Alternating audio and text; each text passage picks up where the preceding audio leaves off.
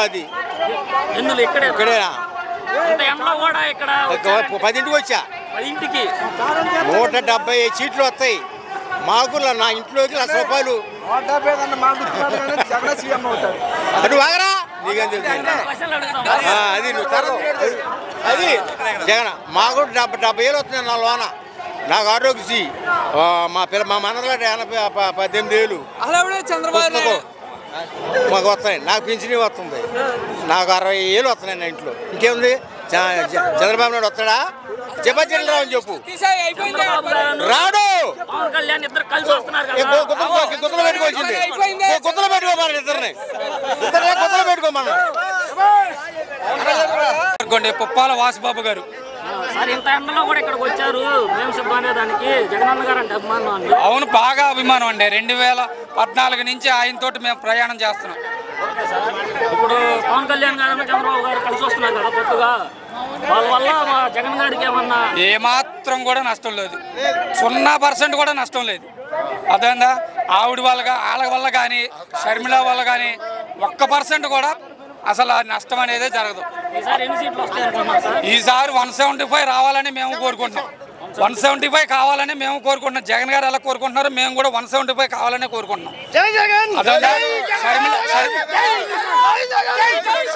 షర్మిల గారు వల్ల షర్మిల గారు రాజశేఖర్ రెడ్డి గారు కడుపున పుట్టి ఆవిడ కాంగ్రెస్లోకి వెళ్ళడం అనేది అంతకన్నా నీచమైన పని ఇంకోటి లేదు. ఎందుకంటే ఇవాళ రాజశేఖర్ రెడ్డి చనిపోవడానికి కారణమే కాంగ్రెస్ పార్టీ అని మనం అనుకుంటున్నాం. అలాంటి కాంగ్రెస్ పార్టీలోకి వెళ్ళి నువ్వు జగన్మోహన్ రెడ్డి గారిని నువ్వు ఎదుర్కొంటావా? అసలు అది ఎంత తప్పది? ఇవాళ నువ్వు ఒక్క చెల్లివే బయటికి వెళ్ళిపోతే కొన్ని కోట్ల మంది చెల్లెళ్ళు ఆయన వెనకాల ఉన్నారు. అది జగన్మోహన్ రెడ్డి గారు ఎమ్మెల్యే గారిని మారుస్తున్నారు కదా, దానివల్ల ఏమన్నా ఎఫెక్ట్ అంటే ఏం లేదండి. ఆయన ఒక్క సర్వేలో ఎవరికైతే సీట్ ఇస్తే నెగ్గుతాడు అనేది ఆయన మైండ్లో ఉంది. దాని ప్రకారమే చేస్తున్నాడు. అది తప్పు పట్టడానికి ఏం లేదు. ఎందుకంటే పనితీరు నచ్చని వాడిని మారుస్తున్నారు. పనితీరు ఉన్న వాళ్ళని ఎవరిని మార్చలేదు కదా. పనితీరు నచ్చని వాళ్ళు మాత్రమే మార్చారు.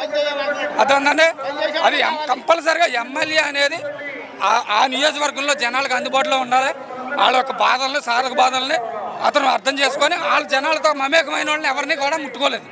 మీటింగ్స్ కి డబ్బులు ఇస్తే జనం వస్తున్నారు అని. డబ్బులా? నేను స్వయంగా నా బండితో వచ్చా.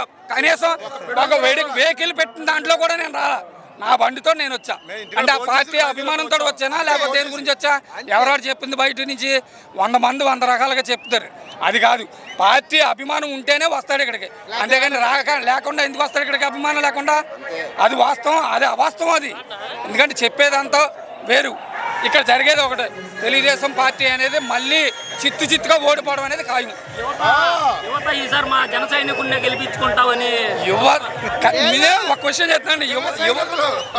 యువత అనేది కరెక్ట్ కాదని అట్లా సిద్ధాంతం మంచిది అయి ఉండొచ్చు.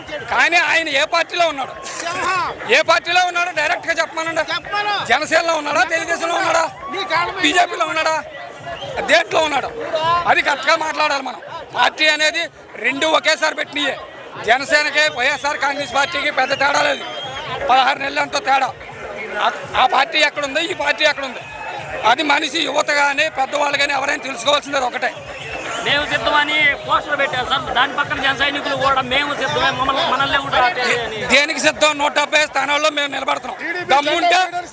దమ్ముంటే జనసేన నుంచి 170 స్థానాలు నిలబడమని సిద్ధం. అయితే మేము 170 స్థానాల నుంచి అసెంబ్లీ నిలబెడతాడు వైఎస్ జగన్మోహన్ రెడ్డి.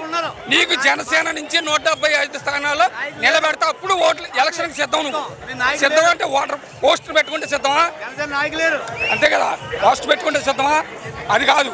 నువ్వు 170 స్థానాలు నిలబెట్టే రా, సిద్ధపడు ఎలక్షన్కి. అది యుద్ధం అంటే ఏంటి? నీ వైపున నా వైపున సమానంగా ఉండాలి యుద్ధం. ఎవరితో పొత్తుంటే ఉండకూడదు. నువ్వు డైరెక్టే రా, నీ దగ్గర బలం ఎంత ఉందో చూపించు. అప్పుడు నీ వెనకాల ఉన్న వాళ్ళు కూడా నిన్ను నమ్ముతారు.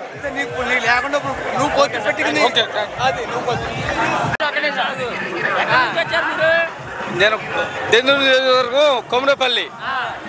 అన్న, నువ్వు చేసిన మంచి పని నాకు చాలాగా ఆనందంగా ఉంది. నాకు అన్నీ జరిగినాయి. నాకు 40 సంవత్సరాలు పెన్షన్ వస్తుంది. మా మిస్సెస్కి, అలాగే డ్వాక్రా మహిళలకి అన్నిటికీ కూడా అమ్మఒడి వస్తుంది, అన్నీ వస్తున్నాయి. అన్నీ చేసుకుంటా ఉండవు నాన్న.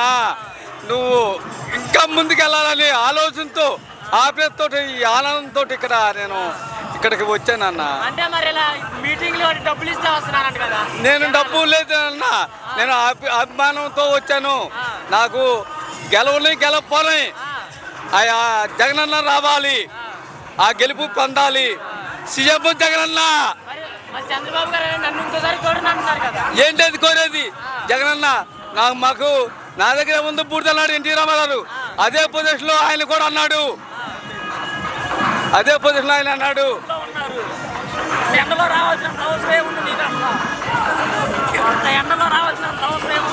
నేను వస్తాను, అభిమానం, నా అభిమానం, నా పార్టీ.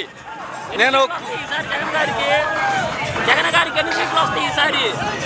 ఇవాళ లెక్క మన పోయిన దానికి 51 వచ్చింది. ఇవాళ ఇంకా 60-70 కూడా వస్తాయి. ఈ 60-70 కాదు, 170 సీట్లు వస్తాయి.